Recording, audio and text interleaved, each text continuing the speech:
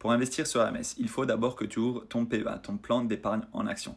Une fois que tu auras ouvert ton PEA, déjà, il faut savoir que tu paieras moins d'impôts que si tu ouvrais un compte titre, le CTO, le compte titre ordinaire. Lui, il est réservé aux actions du monde entier, mais le PEA, c'est pour les actions françaises et européennes. Une fois que tu as ouvert donc ton PEA, tu verses de l'argent sur le PEA, ça arrivera dans le compte espèce de ton PEA, et ensuite tu pourras acheter les actions que tu souhaites, toutes les actions qui sont éligibles au PEA. Tu pourras aussi acheter des ETF, c'est des paniers d'actions.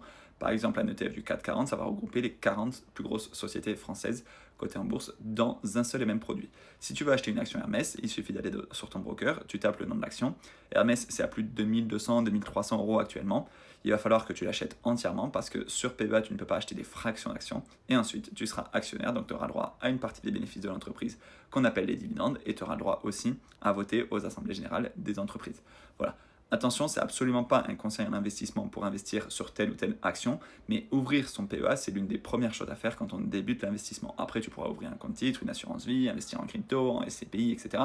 Le PEA, c'est l'outil le plus intéressant quand on débute et qu'on veut se créer un patrimoine. Si jamais ça t'intéresse d'ouvrir un PEA, dis-le moi dans les commentaires, je pourrais t'accompagner si tu veux dans l'ouverture. Tu peux aussi m'envoyer un message privé et comme ça, je t'expliquerai comment on fait.